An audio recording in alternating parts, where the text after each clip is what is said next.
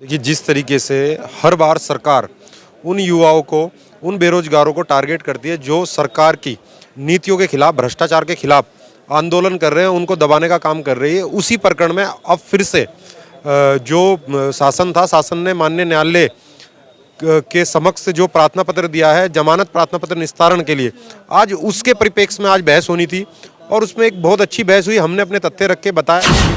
अगर सीबीआई हो जाती है तो आई थिंक सभी के सभी मंत्री लोग जो है, जितने भी मतलब परीक्षा में पेपर लीक मामले में जो सामने आ रखे हैं, हमारे पास सबका एविडेंस है। बस वही है, पावर नहीं है। अब जिस दिन पावर आ गई उस दिन सबके सब ये जेल जाएंगे जितने भी मंत्री है।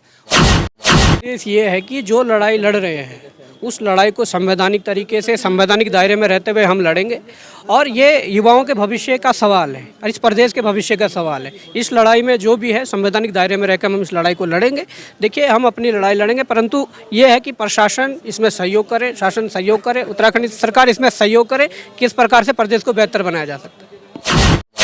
उत्तराखंड बेरोजगार संघ के अध्यक्ष बॉबी पंवार की आज कोर्ट में पेशी थी। तो चलिए, इसी बीच बेरोजगार संघ आंदोलन से जुड़े बॉबी पंवार के कुछ साथी हमारे साथ में मौजूद हैं। तो चलिए उनसे बात करते हैं कि क्या कुछ रहा है कोर्ट परिसर में। देखिए, आज जो है तीसरी बार बुलाया गया था अध्यक्ष को कोर्ट में, क्योंकि 2 बार तो मतलब उन्होंने डिसीजन लिया नहीं। आज तीसरी बार था तो तारीख पे तारीख दी जा रही है बार बार। तो तारीख पे तारीख बार बार दी जा रही है। तो आई थिंक या तो जज साहब को समझ नहीं आ रहा है, या क्या कि जो प्रशासन, जो सरकारी वकील है, उनको कुछ समझ नहीं आ रहा है कि मामला क्या है। क्योंकि मामला इतना गहरा मामला नहीं है, नॉर्मल सी बात है भाई कि डिसीजन मतलब नॉर्मल सी बात था, लेकिन वो कुछ हौच पौच ज़्यादा हो रहा है उसमें। तो कहने का तात्पर्य है कि आज जो सुनवाई का भी आज 1 तारीख को, मतलब आई थिंक 1 तारीख को दोबारा से बुलाया गया है परिसर में। तो हमारे हिसाब से तो लगता है कि जो जज का जो डिसीजन मेकिंग होगा वो पॉजिटिव वे में होगा। और जो अध्यक्ष जी, जिस तरह से सरकारी जो वकील थी, मैडम साहिबा थी, उन्होंने जो जिस तरह से आरोप लगाए, उनका आरोप ये था कि जो अगर तुम्हारे जो माननीय अध्यक्ष जी जो बॉबी पंवार है, जहाँ भी जाते उससे पहले क्या कहते हैं, सड़कों पर भीड़ इकट्ठी हो जाती, झुंड इकट्ठा हो जाता है। तो जब भीड़ इकट्ठी होने का कारण ये है, जब इकट्ठी हो जाती है भीड़, तो उसमें उनकी कोई गलती तो ही है।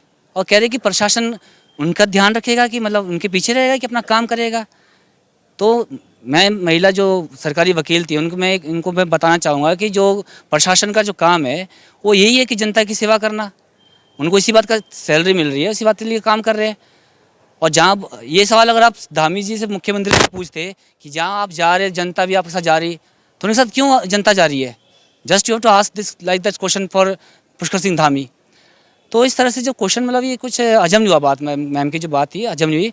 तो मतलब केस जो है बॉबी पंवार का जो केस है एकदम स्पष्ट है, उसमें कोई वो नहीं है, मतलब ना कोई मर्डर केस है, ना कोई कुछ ऐसा है। सिर्फ फंसाया जा रहा है, जाल में फंसाया जा रहा है, ताकि वो एक कोने में बैठ जाएं। और हम मतलब उत्तराखंड का कोई व्यक्ति जो भ्रष्टाचार चल रहा है या कोई भी मतलब गुंडागर्दी चल रही है, इस पर कोई आवाज़ नहीं उठाए।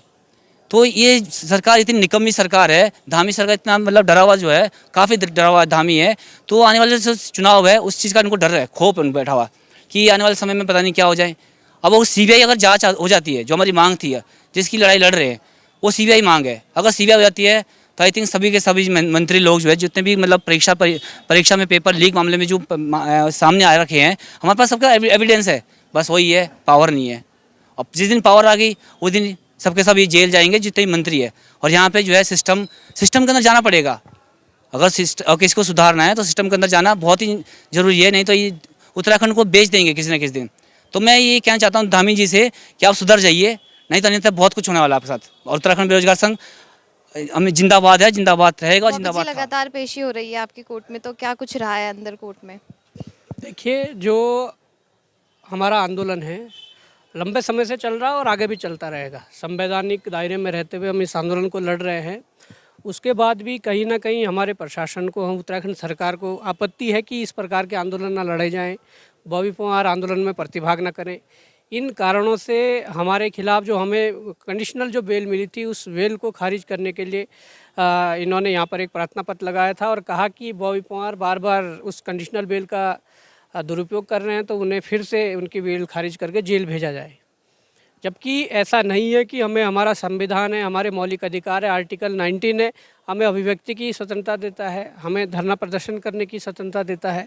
तो उस दायरे में रहकर हम आंदोलन कर रहे हैं। परंतु जिस प्रकार से आज जो हमारी जो वकीलों द्वारा वहाँ पर बातें रखी गई, उनको जज साहब के द्वारा अच्छे से सुना गया। और उसके बाद हमारे जो वकील हैं उन्होंने कई जगह के पूर्व के भी उदाहरण दिए, उच्च सुप्रीम कोर्ट के कुछ वाद हो उसके उदाहरण भी दिए हैं।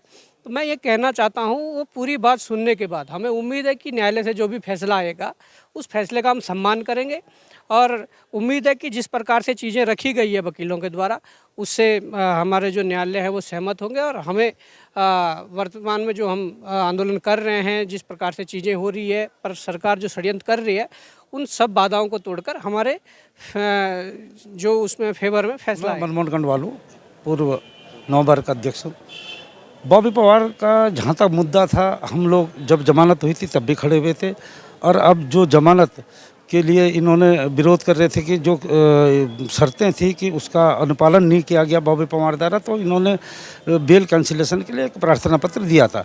तो आज उस पर सुनवाई हुई तो हमने कहा ये जो भाषण और अभिव्यक्ति की स्वतंत्रता है, क्या इसमें भी जो है बैन लग गया है। और प्रशासन को सारी जानकारी दी गई थी कि हम लोग जो है ऐसे ऐसे कर रहे, तो वहाँ से कोई इस तरीके से हमने सूचना दे दी थी। और हमने कोई भी जो न्यायालय ने शर्त लगाई थी, कोई भी उसका हमने उल्लंघन नहीं किया, शर्तों का पालन करा और बड़े एक सम्मानजनक तरीके से न्यायालय का भी जो आदेश था उसका पालन करा। और साथ में जो मुद्दे हैं जिससे आज जनता परेशान है, जिससे नौजवान परेशान है, बेरोजगार परेशान है, उन मुद्दों को अगर भारतीय नागरिक होने के नाते हम ना उठाएं तो एक भी गंभीर प्रश्न फिर हमारे नौजवान भविष्य पे पड़ता है कि ये लोग जब आवाज़ नहीं उठा पा रहे हैं तो कौन इस चीज़ को उठाएगा।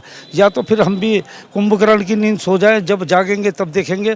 तो लेकिन मुझे लगता है कि नौजवान में बड़ी इस समय जिम्मेवारियां हैं, उन्होंने ही आगे भविष्य संभालना है, इस देश को संभालना है। तो हमारे जो है रॉबिन त्यागी ने भी और शिवा वर्मा जो कि नए अभी अधिवक्ता हैं, लेकिन बड़ी अच्छी तरीके से जो वो बहस करते हैं, जो तथ्य रखते हैं। और लगता है कि हाँ, अब मैं तो बुढ़ा हो गया, ये बच्चे बड़ा अच्छा जो है वकालत करते हैं और सीखते हैं, पढ़ते हैं। और बड़ी अच्छी तरीके से इन्होंने जो अपने तथ्य रखे, और मैं इन्हें बधाई भी देता हूँ इन बच्चों को कि वाकई अब लगता है कि हाँ, मैं भी कम से कम तुम्हारे साथ खड़े होने लायक तो हूँ। कि तो इन्होंने बड़ी अच्छी बातें कोर्ट के सामने रखी। और जब मैं सहमत हुआ उससे, तो स्वाभाविक बात है कि हमारे मजिस्ट्रेट साहब भी, न्यायिक अधिकारी बिल्कुल संतुष्ट रहेंगे, कोई ऐसी दिक्कत वाली बात कहीं तक नहीं आएगी। और मुझे पूर्ण उम्मीद है कि निश्चित तौर पे जो है जैसे पहले हैं और ये जमानत खारिज नहीं तरीके से हर बार सरकार उन युवाओं को, उन बेरोजगारों को टारगेट करती है जो सरकार की नीतियों के खिलाफ, भ्रष्टाचार के खिलाफ आंदोलन कर रहे हैं, उनको दबाने का काम कर रही है। उसी प्रकरण में अब फिर से जो शासन था, शासन ने माननीय न्यायालय के समक्ष जो प्रार्थना पत्र दिया है, जमानत प्रार्थना पत्र निस्तारण के लिए, आज उसके परिप्रेक्ष्य में आज बहस होनी थी। और उसमें एक बहुत अच्छी बहस हुई। हमने अपने तथ्य रख के बताया गया कि किस प्रकार सरकार हमें दबाना चाहती है, किस प्रकार झूठे तथ्य लेकर माननीय न्यायालय के बीच में आई है, माननीय न्यायालय को झूठा बता रही है। उन सभी प्रकरणों के बारे में हमने माननीय न्यायालय को बताया और सभी चीज़ों को बारी बारी बताया कि हमने किसी प्रकार का कोई भी उग्र आंदोलन, जो माननीय न्यायालय ने जो शर्त रखी थी हमारी जमानत प्रार्थना पत्र के लिए, वो सभी शर्तों को हमने माना है। और हमने जो भी आंदोलन किए हैं वो पीसफुली आंदोलन किए हैं। और सभी आंदोलनों की परमिशन के लिए हमने जो भी समक्ष अधिकारी था उसके समक्ष हमने सारे दस्तावेज दिए हैं, सभी परमिशनें दी हैं। और माननीय न्यायालय से हमने प्रार्थना की है कि जो झूठे तथ्यों के साथ शासन प्रशासन माननीय न्यायालय में निस्तारण के लिए आया है, जमानत प्रार्थना पत्र निरस्त के लिए आया है, उनका प्रार्थना पत्र को निस्तारित किया जाए।